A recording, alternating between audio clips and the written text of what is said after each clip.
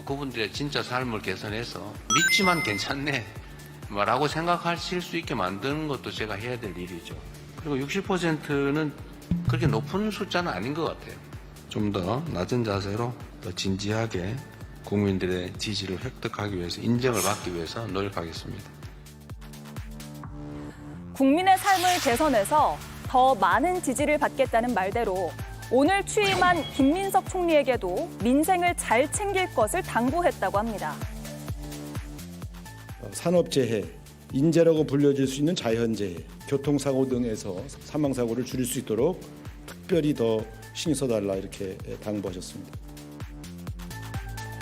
1년 전 16글자에 그쳤던 장마대비 국문과는 다르게 김민석 총리는 첫 업무로 폭염 건설 현장을 직접 찾았습니다. 더워서 오늘 저희가 그 사실 와본 건데 그것과 상관없이 다른 사고가 작년에도 온열 사고가 없었고 올해도 지금 어깨 대비해 온열 사고. 이재명 대통령은 밤 늦게까지 일하는 올빼미형인데 김민석 총리는 새벽 4, 5시면 일어나는 새벽형이라고 합니다. 서로 다른 바이오 리듬으로 시너지를 만들겠다고 하는데 앞으로 국정 운영에 대한 평가는 어떻게 달라질까요? 국민의 새벽을 지키는 새벽 총리가 되겠습니다. 매우 어려운 일을 겪었는데 우리 존경하는 우리 유인촌 장관님을 포함한 많은 장관님들이 함께해 주셔서 제가 축하를 받는다는 것은 대단히 귀하고 감사한 일이다. 어떤 날 파란 넥타이를 매건 어떤 날 붉은 넥타이를 매건 상관없이 연속과 혁신의 책임을 동시에 지고 계신 우리 공직자 여러분들과 함께 저도 단호하게 혁신하되 그러나 품격 있게 국가의 연속성을 지켜나가는 그러한 행정을 할 것이다. 예, 그리고 취임식에 지난 정부 장관들, 지금 아직까지 이제 업무를 하고 있죠. 장관들도 참석을 했고 매우 어려운 일을 겪었는데 많은 장관들의 축하에 대해서 감사하다라는 언급까지 했네요. 유인촌 문체부 장관을 직접 거론하기도 하면서 사진도 찍고 또 악수도 하는 모습을 볼 수가 있었습니다. 유임 장관이 또 나올 수 있을까요?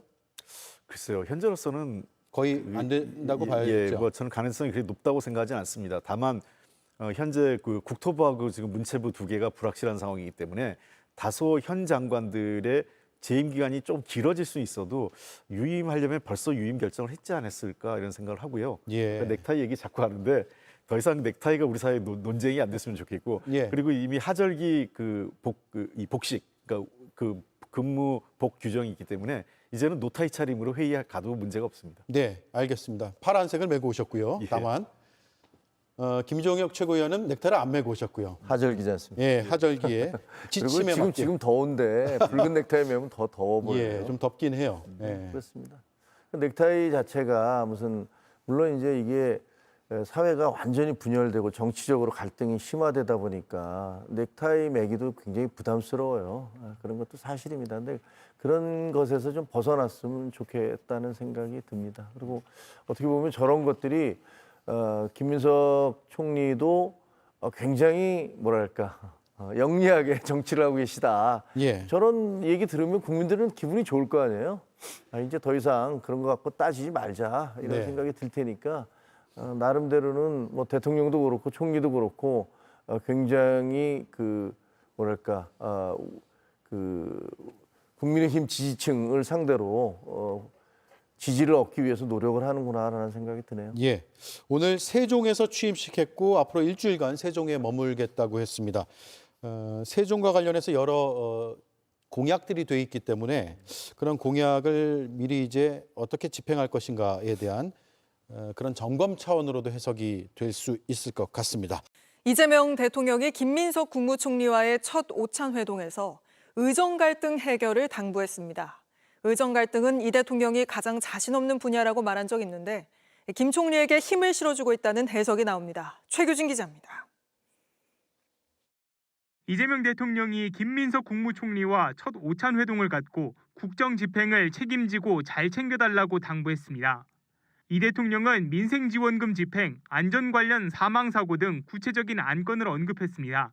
안전 관련해서는 특히 사망사고가 발생하지 않도록 혹은 사망사고가 감소될 수 있도록 특별히 더 관심 갖고 챙겨달라 이렇게 당부하셨고, 산업재해, 또 인재라고 불려질 수 있는 자연재해, 교통사고 등에서 사망사고를 줄일 수 있도록 특별히 더 신경 써달라 이렇게 당부하셨습니다.